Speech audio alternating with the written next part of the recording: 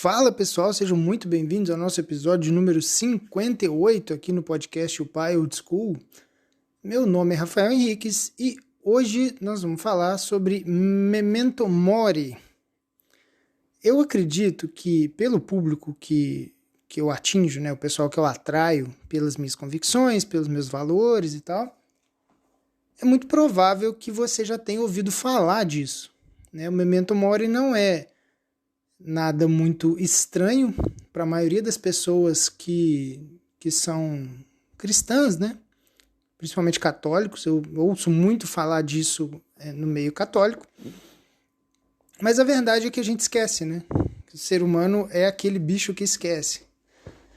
Então a gente precisa... E assim, quem é que vai se beneficiar muito desse episódio? Você que é pai e tá meio de saco cheio. Sabe quando bate aquele saco cheio? Sabe quando você tá puto? Você não aguenta mais encheção de saco? Que a sua esposa não para de falar na sua cabeça? Seu trabalho tá corrido pra caramba, você não tem tempo nem pra respirar, você tá trabalhando, sei lá, 10, 12 horas por dia, você leva trabalho pra casa, você trabalha fim de semana, seu filho vive te enchendo o saco, te chama de 10 em 10 minutos, o moleque quer sua atenção, quer que você saia com ele, quer que você jogue bola com ele, você tá cansado, e você queria assistir o jogo do Flamengo, mas aí o moleque fica te chamando, sua esposa reclama que você largou as coisas jogadas pela casa. Sabe esse contexto? Que é um contexto comum, né? Assim, a vida real geralmente é isso, né? Só que esse tipo de coisa, a gente costuma levar a gente para um lado de reclamação, de falta de paciência, enfim, né, de não conseguir dar valor para essas pequenas coisas, né? O fato de você ter a sua esposa, o fato dela te amar, o fato de seus filhos estarem com saúde, o fato deles quererem a sua presença, eles fazerem questão da sua presença, o fato de que você tem uma família que te ama, que te rodeia, que mal ou bem faz questão de você. Então, esse tipo de lembrança, memento mori, é muito útil nesses momentos. Então, vamos começar aqui. A expressão, ela é um latim, né? Ela é em latim, e ela quer dizer alguma coisa do tipo: lembre-se de que você é mortal, ou lembre-se de que você morrerá. Ela, durante muito tempo na história, ela foi usada de várias formas, né? Mas durante muito tempo ela foi usada até como saudação. As pessoas se encontravam e falavam memento mori, né? Quase como, eu não sei se vocês vão lembrar de Game of Thrones, né? Que tinha o Valar Morghulis, Valar Dohaeris, né? Da Arya Stark com o caboclo lá das mil faces, né? O deus das mil faces. Alguma coisa desse tipo. E essa expressão memento mori, ela está presente em quase todas as tradições antigas. Se você pegar desde Platão até os católicos atuais, passando pelo estoicismo, passando pelo budismo, é o tipo de raciocínio que acaba sendo uma espécie de unanimidade entre as pessoas que pensam para além desse mundo aqui, né? Para alguma coisa além dessa confusão do dia a dia. E tem muito a ver com tradições religiosas, né? Mas o que eu queria falar aqui é uma coisa no sentido mais prático. Vocês sabem que eu comecei o episódio falando, né, que vai ser muito útil para as pessoas que estão perdidas nessa confusão do dia a dia. E eu acho que existe uma forma de você incorporar na sua rotina e melhorar a sua relação com seus filhos, com a sua esposa, que essa lembrança de que você morrerá vai te trazer talvez até uma qualidade de vida melhor, né? E eu queria que você meditasse um pouco sobre a morte. Mas só que aqui que é o ponto, né? Geralmente a expressão ela é uma lembrança da nossa morte. Mas eu não quero que você pense na sua morte. Eu quero que você pense na morte das pessoas que você mais ama. essa mesmo que está do seu lado aí, que você vive reclamando, né, da sua esposa, dos seus filhos, seus pais. Eu quero que você feche o olho por um momento e visualize a sua vida sem a sua família. Eu quero que você pense, né, faz esse exercício. E se você puder fazer esse exercício com frequência, vai ser muito útil para a sua vida. Para você dar valor às coisas que você tem e que no dia a dia a gente não lembra. Então você vai visualizar você sem a sua família, a sua vida, a sua rotina normal, do jeito que é, sem ninguém. Você acordando, sozinho de manhã, silêncio. Você tomando café, silêncio. Você indo para o trabalho, você almoçando sozinho. Você chegando na sua casa no final do dia. Você preparando seu jantar sozinho, em silêncio. No final de tarde, aquele pôr do sol meio tristonho. Sozinho. Os fins de semana, sozinho. Os feriados, enfim. Para dar um tempero a mais aqui, pensa, falando em feriado, né? Pensa no dia de finados.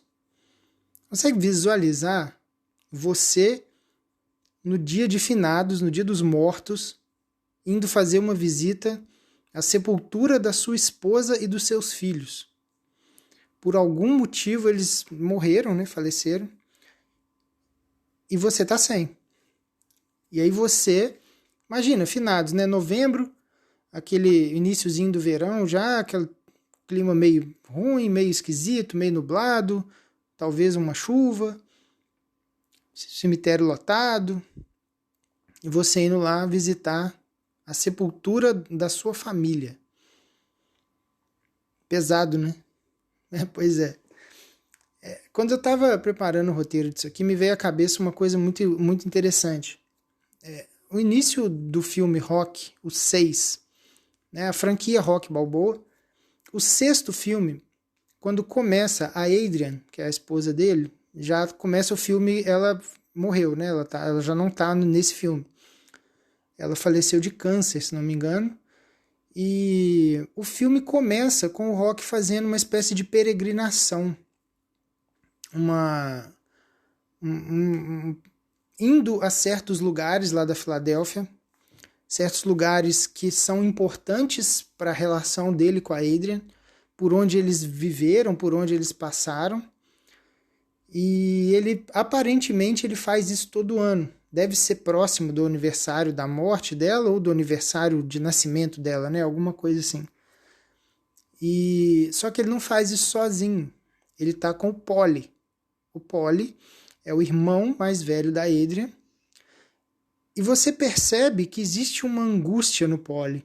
O Rock tá com aquela cara, né, de um sofrimento, mas não é um sofrimento agudo, né? Não é aquele sofrimento que tá arrancando o coração naquele momento. É um sofrimento que você vê que já tem alguns anos que aquilo tá mais brando, assim, que já tá mais... que já assentou, sabe? É uma cara de sofrimento, mas um sofrimento um pouco mais sereno, assim. E o Polly reclamando. Porque o Polly, ele é esse tipo de pessoa, né? A vida inteira ele foi um peso para as pessoas, ele sempre foi aproveitador, ele sempre foi metido a espertão, ele sempre... No final das contas, ele está sempre precisando de ajuda de alguém. Ele foi um peso na vida da Adrian. E além disso, ele ainda maltratava ela. Se você pegar nos 2 primeiros filmes, isso é muito nítido, né? Ele xinga ela, ele fala mal dela. Isso porque ela sustenta ele, né? Ele aparentemente não trabalha. Assim, ele trabalha, mas ele tem um trabalhozinho lá meio mequetrefe e tal. E é um cara que vive bêbado. Enfim, é um personagem, assim, bastante pesado. Nesse filme, quando começa, ele já começa agressivo. Eles chegam, por exemplo, tipo um ringue de patinação que está demolido, né? Que tem lembranças, né, do Rock e da Adrian patinando, assim, no primeiro e segundo filme. E ele começa a falar, patinação é coisa de gente idiota, o Polly, né? É coisa de gente idiota nessa cidade idiota, só retardado patina. E aí eles vão para um outro lugar e isso aqui também é coisa de gente idiota, zoológico é coisa de gente idiota. Só um idiota vem nesse lugar. E ele fica assim. E ele fica cutucando, cutucando, cutucando. Quando você... E você vai ficando com raiva dele, né? Porque como você acompanhou a história toda do casal, desde o primeiro até o último filme, você fica, porra, é uma história bonita pra caramba, né? E aí o Rock prestando aquela homenagem pra ex-esposa, e o porra do irmão dela, assim, cutucando, puto, ressentido, pesado, aquele coração de pedra, você sente assim na expressão dele, no tom de voz. E aí o Rock, em determinado momento, ele fica, cara, porra é essa, cara? Que merda é essa? Vai ficar falando essas coisas e tal? Aí, nesse momento, ele explode, e aí você entende o porquê. Ele fala, não com essas palavras, né? Mas ele fala algo do tipo assim, cara, você viveu uma vida digna com ela. Você amou essa mulher, você tratou ela bem, você fez de tudo por ela. Então, pra você, é bom ficar lembrando disso. Mas eu só fiz merda. Eu não quero ficar lembrando disso. E aí você percebe que, na verdade, ele foi meio que porque o Rock provavelmente insistiu pra ir, né? Porque ele não tá gostando de estar ali. E ele, na verdade, ele tava se martirizando. Por quê? Porque ele se arrepende de uma vida de merda que ele infernizou a vida da irmã dele, que era uma mulher doce, uma mulher... É o arquétipo da mãe, né? O arquétipo da esposa dentro do universo do Rock ali. Então, essa cena me ficou muito tempo na minha cabeça. Quando eu fui, né, pensar nesse assunto do podcast, me lembrou essa cena. Deve ter isso no YouTube, se você não tiver a paciência de pegar o filme para assistir e tal, dá uma olhada no YouTube que tem essa cena. Provavelmente tem, né? E essa sensação do Paulie, no final da vida, já velho, já caquético e tal, não conseguir lidar com as lembranças que ele tem da pessoa que ele... Porque ele não casou, né? Então a pessoa mais próxima dele, a pessoa que ele mais amava, provavelmente era ele. A pessoa que fez tudo pra ele, ele só retribuiu com merda, com lixo. Então... É legal a gente fazer esse exercício exercício do funeral da sua família e das visitas ao túmulo da sua família, para que a gente não chegue depois que isso acontece como Paulie. Porque eu não sei se vocês perceberam, mas não tem o que fazer quando chega nisso. Né? Então, assim, abre os olhos depois do final desse exercício e agradeça profundamente a existência das pessoas que você ama, inclusive os defeitos. Porque com todos os defeitos, são eles que vão dar um sentido para sua vida. Faz sentido isso ou não? De repente você pode desligar isso aqui e correndo dar um abraço na sua esposa agora. Inclusive, outra coisa que me veio na memória também, a oração da Ave Maria, né? Que é uma oração tradicionalíssima, assim. Ela, no finalzinho dela, ela fala de 2 momentos. Ela fala, rogai por nós, né? Agora, que é o presente, e na hora de nossa morte. Que são literalmente os 2 únicos momentos que importam para quem é cristão. E aí o que a gente faz no meio desses 2, né? Entre o agora e entre a hora da nossa morte, ou entre a hora da morte dos nossos entes queridos, é isso que a gente precisa saber, né? Com qual conteúdo a gente preenche esse tempo. Porque, no fundo, são as 2 coisas que importam, né? O agora, que é onde a gente consegue agir, e a hora de nossa morte, que é quando tudo se encerra e a gente vai prestar contas, né? Então é isso. O episódio de hoje um pouco mais objetivo, um pouco menor. Eu espero que seja útil para vocês. Depois vocês comentam lá no Instagram comigo o que vocês acharam. @o.pai.oldschool. Indique isso aqui para alguém se você gostou, se foi bacana, se foi útil para você. Você pode enviar isso para pessoas infinitamente, não cobra nada, tá? É de graça para você copiar o link e colar para as pessoas no WhatsApp.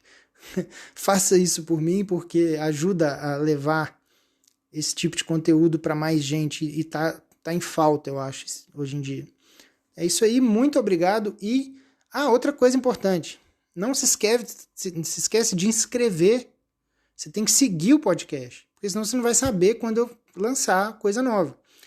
Eu tem algumas, assim, né, tem acho que 500 e tantas plays, né, 500 e tantos episódios ouvidos e tem 33 pessoas me seguindo. Então me ajuda aí, começa a seguir o podcast e aí você vai estar sempre sendo alimentado com aquilo. Tá? Toda vez que eu soltar alguma coisa nova, aparece para você. E é isso, muito obrigado e até a próxima.